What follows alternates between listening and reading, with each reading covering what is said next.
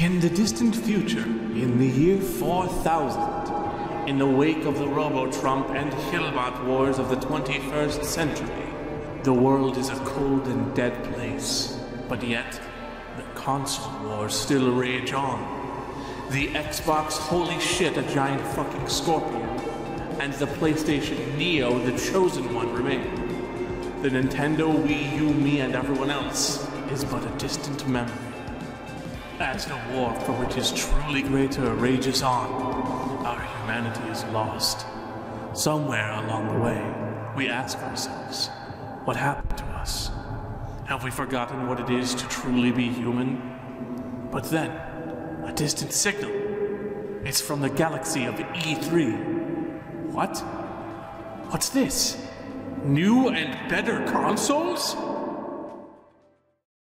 So there's one thing clear about this console generation, it's that PlayStation definitely has a very, very large lead over Xbox in terms of units pushed. There's no argument about that. You won't find an argument from anyone unless you're really fucking stupid. I personally have a preference towards Xbox, but I'm not unwilling to admit this fact. It's disappointing, but, you know, the PlayStation is selling amazingly, and the Xbox is actually selling good. So it's not really the end of the world, it just means that the PlayStation's doing extremely well. Who am I to be mad about other console success? There's no reason for me to be mad about it. Anyway, the interesting thing that I want to talk about right now is that in recent months we've obviously learned about the fact that the next generation consoles that are coming out are not next generation at all, and as a matter of fact, they're coming sooner than we thought they were, because we're doing a mid-generation console bump.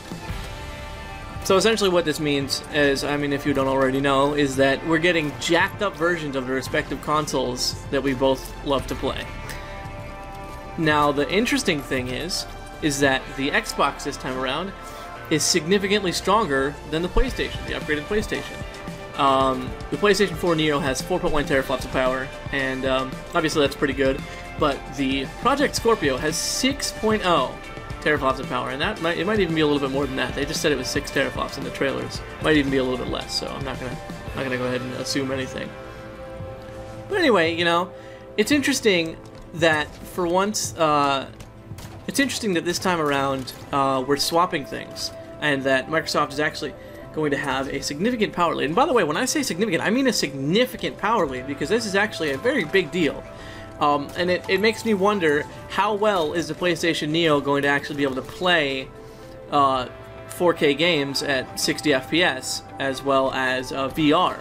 Is it actually going to be truly superior on the Xbox Scorpio? I can't help but wonder if it's going to be better. In my honest opinion, I truly think it is going to be, which is why when these new consoles come out, I will be buying the Project Scorpio over the PlayStation Neo.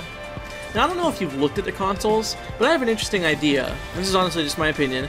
But I have a feeling that these next-gen consoles that are coming out are going to be upgradable. I know that's pretty wild to say, but I have a feeling they're going to be upgradable based on the idea that instead of having to buy a new console every now and again, and instead of having to redo your hardware and upgrade your hardware every 7 or 8 months, the new feature could be that you could plug in some sort of USB stick or something like that. I'm not exactly savvy, but that you could plug in something, like you could plug in RAM via USB into your Xbox, or you could plug in a better graphics card into your Xbox or PlayStation Neo. Because, I mean, I saw the trailer for the Project Scorpio, and I don't know if you got a proper look at it, but at some point they show a silhouette of the console, and the console looks like a stack. It does not look like a video game console. It looks like a fucking stack, which is highly unusual for console gaming. It doesn't make a whole lot of sense, unless it means that that thing is truly powerful. But I can't imagine that they build a stack like that and they don't load it with things that stacks typically have, because we're pushing ever so close to PC nowadays. Why not just make the full fucking transition and let people upgrade and let people browse the internet, use their keyboard and mouse on things? We're already getting keyboard and mouse on the Xbox, by the way. That's nothing new. We're getting that very soon. So we will have keyboard and mouse, we will have gaming compatibility, we will have essentially max settings, and yet there's a possibility that we still will not be able to freely use it to play video games, whatever we want.